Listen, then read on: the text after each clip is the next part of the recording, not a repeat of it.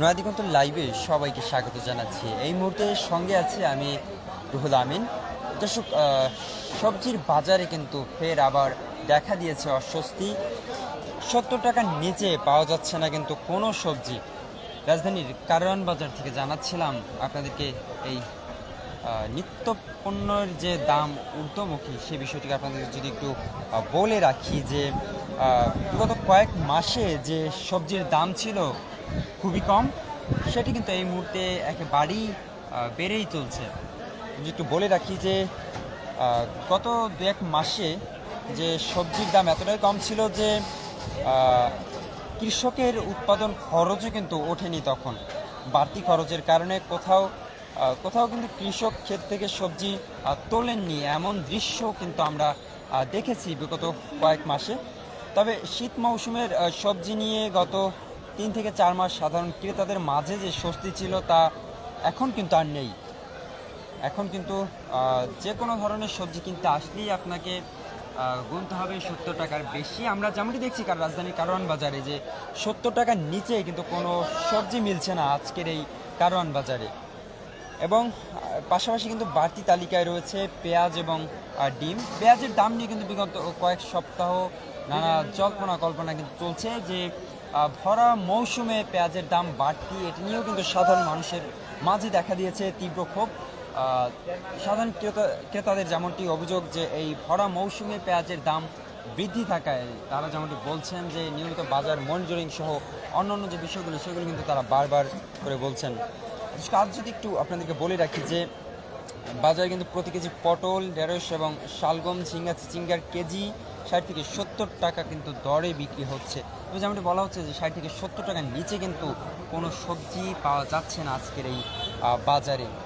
এবং আপনার যদি আজকে আরও একটি বিষয় বলে রাখি যে আজ শুক্রবার এই কারওয়ান বাজার এবং আশপাশে যে সকল বাজার রয়েছে সেই বাজারগুলো যদি একটু বাজার থেকে যেমনটি খবর পাওয়া যাচ্ছে যে সাধারণ ক্রেতাদের মধ্যে যে তাদের যে একটি অস্বস্তি কাজ করছে, দীর্ঘদিন পরে কিন্তু আবার এই বাজারে একটি অস্বস্তি নেমে এসেছে, এমনটি কিন্তু সাধারণ ক্রেতারা যারা রয়েছেন তাদের অভিযোগ। এবং প্রতি কেজি যে সবজিতে কিন্তু 70 টাকা গুনতে হচ্ছে সাধারণ ক্রেতা যারা রয়েছেন, এবং অধিকাংশ সবজির দামই কিন্তু 70 টাকার উপরে। আপনি যদি কিছু বলে রাখি যে গ্রীষ্মকালীন যেসব সবজিগুলো রয়েছে কিন্তু প্রতি কেজি বিক্রি হচ্ছে 100 থেকে 120 টাকা। এবং আপনাদের যদি আরেকটি বিষয় বলে রাখি যে গাজর এবং টমেটো কিন্তু যেটি রয়েছে সেটির দাম কিন্তু কিছুটা স্বাভাবিক রয়েছে, তবে পেঁয়াজের দাম কিছুটা বাড়তি এবং কাঁচামরিচের দাম কিন্তু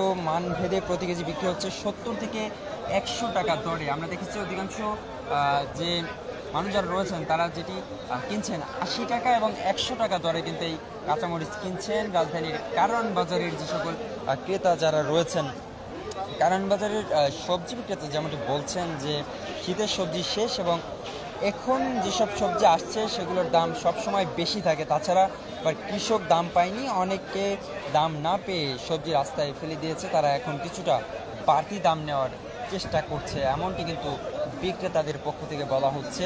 তবে এই অসময়ে যে দাম বেড়েছে সবজির, এর জন্য কিন্তু সাধারণ মানুষের মধ্যে দেখা দিয়েছে প্রচণ্ড ক্ষোভ। আপনি যদি আরেকটি বিষয় বলে রাখি যে পেঁয়াজের দাম নিয়ে যে বিষয়টি লক্ষ্য করা যাচ্ছে, এক সপ্তাহ ধরে চড়া দামে কিন্তু বিক্রি হচ্ছে পেঁয়াজ, এবং এই সময় কেজিতে 10 থেকে 20 টাকা দরে বাড়তি নেওয়া হচ্ছে এই সবজির বাজারের পাশাপাশি যে পেঁয়াজের বাজারটি রয়েছে সেখান থেকে।